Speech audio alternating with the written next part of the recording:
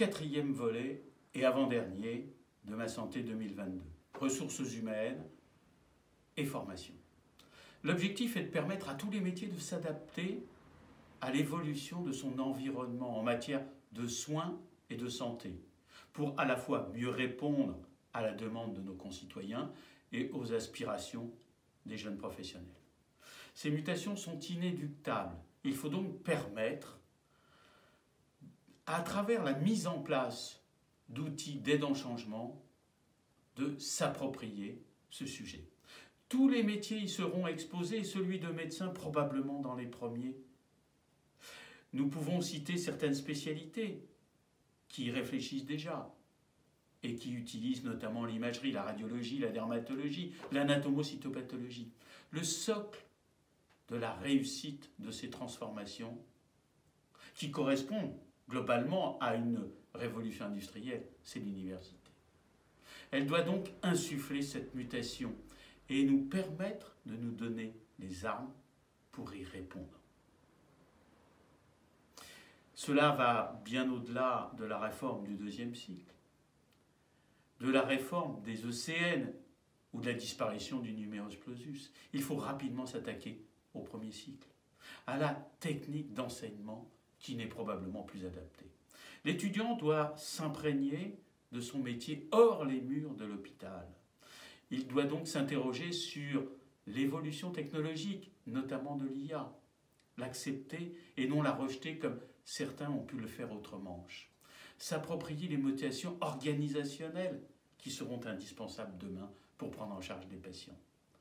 Les stages en libéral doivent devenir quasiment obligatoires pour tous, pour connaître les métiers qui nous environnent. Le rôle de l'infirmier et l'évolution de son métier, celui de l'aide-soignant, du travailleur social, mais aussi du monde de l'entreprise. Nous devons donc permettre cette interdisciplinarité qui est assez peu développée dans le dossier du président. Le métier de médecin restera le socle de la prise en charge de nos patients. Le médecin n'est pas un professionnel de santé comme les autres, mais il faut lui permettre une diversification des modes d'exercice, construire un vrai parcours professionnel. C'est aussi rénover les établissements en reconnaissant la place des soignants dans les projets d'établissement et que le tout administratif soit maintenant banni. Comment rester sur un statut des praticiens hospitaliers datant des ordonnances de Bray, des années 58? Nous devons profondément les modifier.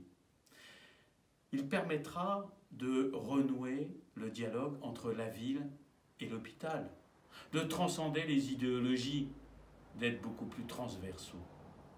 Je vous engage à relire cette conférence. Il nous reste beaucoup de travail, car l'ensemble des propositions nous semble superficielles pour le milieu libéral, car trop centré sur l'hôpital.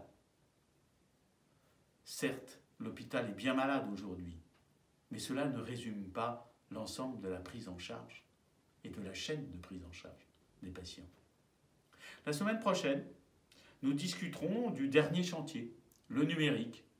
Un retard, à mon avis, colossal, avec beaucoup de réticences et probablement beaucoup de réticences venant de notre part. Il va donc falloir combattre cela, car demain, le numérique s'imposera en santé. Je vous donne donc rendez-vous la semaine prochaine.